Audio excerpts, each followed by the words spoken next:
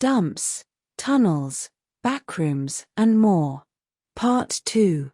Hello, thank you for being here with me once more. I hope you are very well today. I am Marie. Welcome to my channel. This information can be seen as science fiction, or as the viewer sees best, and I post it for entertainment purposes only. Still, I take my information very seriously, and for whoever has eyes to see. I am writing this in English on the morning of October 8, 2025. As I said in the first part of this subject, images and photographs would be very useful in this case, but as I am already going to say way too much, perhaps it is best that I just describe things. How the world, how the planet is structured, is very different to how official science on Earth describes it. The planet has large hollow places underground, which are cavities of all sizes, ranging from inconsequential and minute pockets of air well below the surface, to hollow spaces larger than an average country, so large that they host entire independent ecosystems that are completely unknown to humans on the surface, complete with never-before-seen animals and plants with rampant photoluminescence. The range of depth of these hollow spaces goes from just below the surface to several hundreds of kilometers below, if not even deeper. The reasons we, as outsiders, know this are because we have advanced mapping systems based on neutrinos. As I said in the first part, we know the structure of Earth, and of any other planet for that matter, quite well and to great detail. The Earth's crust is heavily fragmented, allowing seawater to filter down through the cracks, filling many of those cavities to the point that there is at least 10 times more water underground than on the surface above in the shape of the seas you know.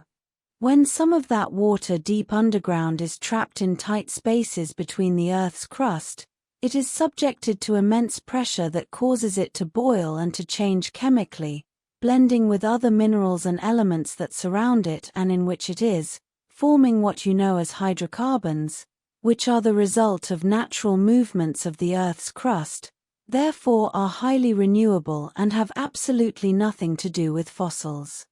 These cavities have been exploited by Earth's humans for thousands of years, but have mostly been kept a secret, limiting this kind of knowledge to the secret societies that control those in power.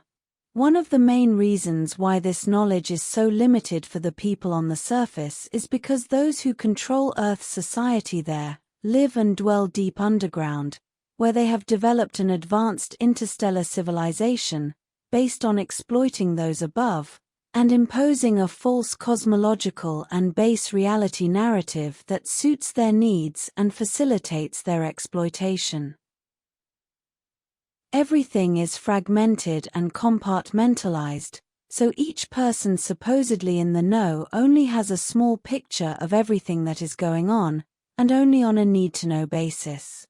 Even members of so-called deep secret societies will only know what the ones appointed above want he or she to know, and to be able to perform a specific task or function.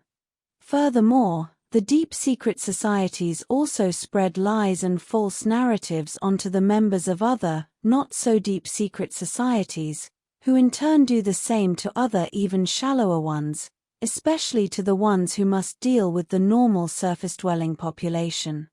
This is one of the reasons why many of the widely known, not-so-secret anymore, societies still push institutionalized religions onto their members, as they must still interact with the normal population, and are not worthy to know and manage so-called privileged knowledge, which heavily contradicts the first, which was set in place by the deeper secret societies for population control purposes.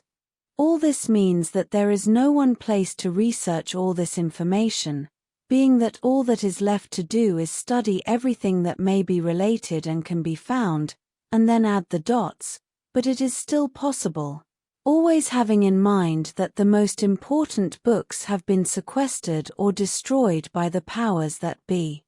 The reason why those in real places of power don't want the people looking at certain types of books is quite easy to understand and see, as that knowledge would destroy the official narrative and status quo of all that they have been imposing as reality. It would destroy their cherished matrix, in other words. Unlike what happens with at least most of the human surface population, they cannot manipulate us the same way because we can literally see underground with advanced technology, and we also have access to documents and data about planet Earth, which enables us to have at least a better understanding of what is really going on there, even though there is still a lot of research to be done, as we too have been manipulated by other levels of the same mechanisms, by whatever is behind the Galactic Federation. Compartmentalization is what they use to cover the truth, and this is also easy to see when we study the access points and tunnels that lead to the world underground. There are more than 10 times as many cities underground as on the surface, which is left only as the human farm they exploit for their sustenance, and which is inhabited by highly manipulated people who must follow their exploitative rules and regulations just to survive.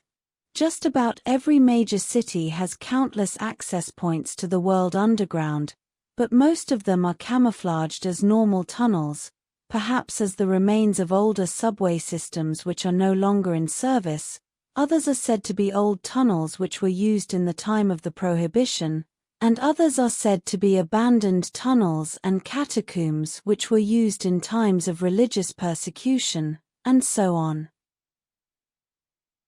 They will always have a logical explanation for the existence of any tunnels which at first sight may lead to an illusory dead end, when in reality they are equipped with hidden trapdoors, movable walls, and camouflaged entrances to other tunnels, which will lead to others which will finally lead to the world underground. And there are countless variations to this theme. As I explained in the first part of this video, the people who live underground go up to the surface whenever they want, mostly for recreational purposes, and are at least mostly part of the so-called elite and the super-rich, especially those who are not known to the general surface population, leaving the known ones, those who are famous or notorious as part of their compartmentalization camouflage system. Those who are really in control of the surface society are not interested in being notorious, as their egos are not nurtured by popular acclaim, especially because they see the surface population as animals, because they literally use that very word to describe them. You can see those who are really controlling surface human society at work when you observe how seemingly enemy nations work together to impose a completely false narrative onto their citizens, and one of the best examples of this was during the 2020 health emergency, where Eastern and Western power blocks of nations imposed the same things onto their citizens, while fully knowing that the so-called emergency was completely false and sustained only by media manipulation. You can see here, among countless other examples, how those in places of real power manipulate all nations as they are all under their control, and all conflicts and differences between them are false, sustained and created for exploitative population control purposes of the human farm. Those in real places of power, and who live and dwell underground, have created an onion-like social structure on planet Earth, where each level is self-contained and self-corroborated, and thinks that they are the holders of the ultimate truth, when in reality they are all being controlled and manipulated by the levels from below. Another important part of their system are backrooms, which are quarters, corridors, and spaces in normal buildings which are not accessible to the general population or to the people who usually work there. Nearly all government buildings have backrooms, as well as those that belong to big corporations, old and new buildings alike, and all this I am saying is nothing new. They are mostly used for people in power to move and hide in their own buildings, as needed, like when they may be confronted by their rivals, because at more surface levels, there is indeed a lot of rivalry. Although this use for backrooms is quite mundane and logical, there is another level to them, and it is when they are used as part of a transit system that leads to other, more secret tunnels that, in turn, lead to the world underground. This, as most super tycoons of big corporations are linked to deep secret societies, which have access to at least some parts of the world underground, which is also heavily compartmentalized as well, as many elite members who think they are in the know may take for granted that there aren't any levels below them, who are above them, because they too work on a need-to-know basis only. All those people who control surface human society also have strong links to esoteric and lower astral subjects, including human disappearing and Lyrian trafficking through those backrooms, all of which add yet another level to this mess, as we will discuss in the next video about this topic. This will be all for today. As always, thank you for watching my video, and for liking, sharing, and subscribing for more. It helps this channel grow a lot. And I hope to see you here next time. With much love and appreciation, your friend, Marie.